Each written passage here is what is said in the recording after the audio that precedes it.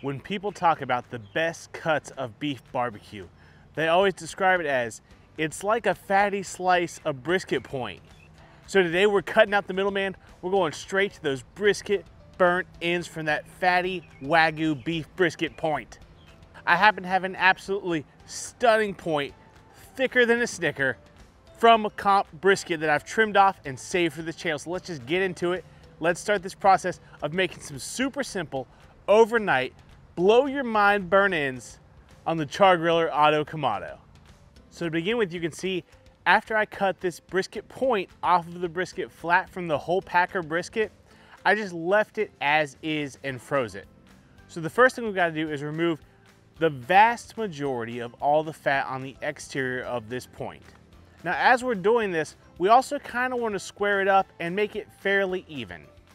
Now, in doing this, we're going to create some extra scrap pieces of brisket. Don't worry about that. Go back to my previous trimming brisket video. You know what to do with that. That's easily shaved beef for cheesesteaks, or stew meat is my favorite, or grind it up and make delicious burgers. But don't throw it away, save it. You know what to do with it.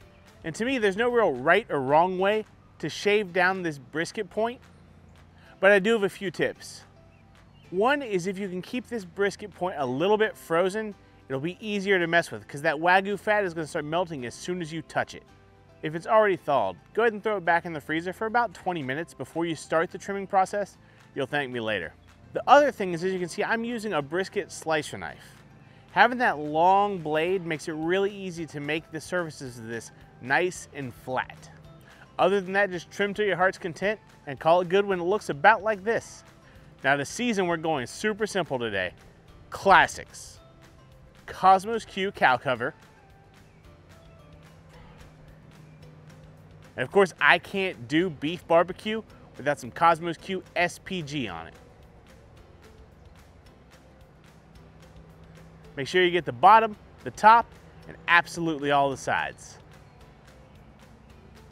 Then we're just gonna put this back in the fridge and wait till it's time to put this brisket on.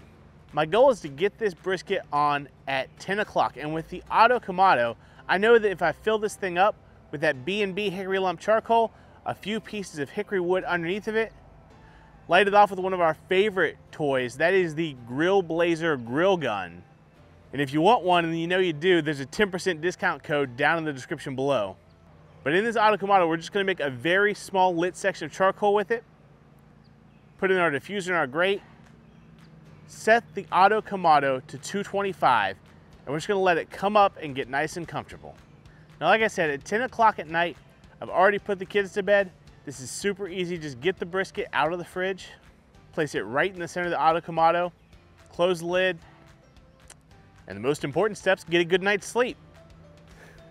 When you talk about cookers like the Char-Griller Gravity 980 or the Auto Kamado, or anything that you can trust to control its own temperature, one of the biggest advantages of those to me is to get to explore the idea of old school, low and slow barbecue without the pain of being super tired the next day.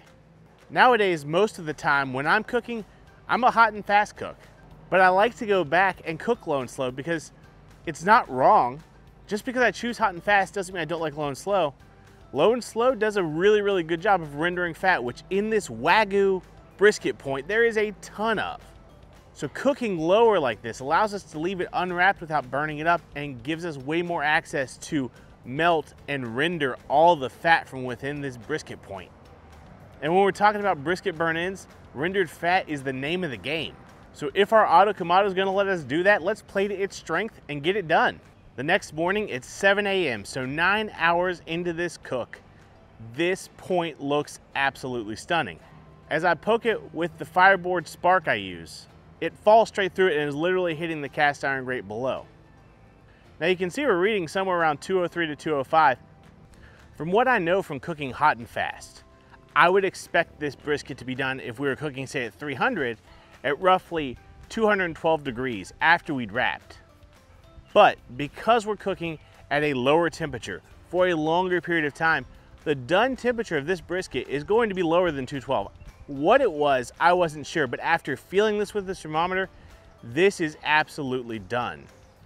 That being said, we are going to wrap it for roughly a half an hour in foil with just some beef stock. I'm doing this because I know I want to hold this point for a little bit, and I want it in warm liquid when I hold. So basically by wrapping it up, we're going to give it a chance to render a little bit more fat, warm up this beef stock, and sort of create that delicious jus that we expect to be in this foil when it's done. But after that half an hour, we're just going to take it off and place it into our Cambro or cooler or wherever you like to hold your beef.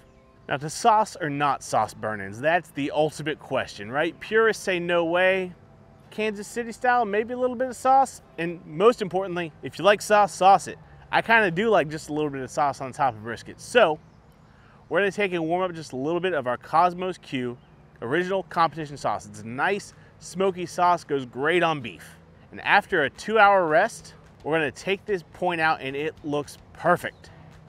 Now, get a very sharp knife because it's going to be extra tender. First, we're going to go across the grain.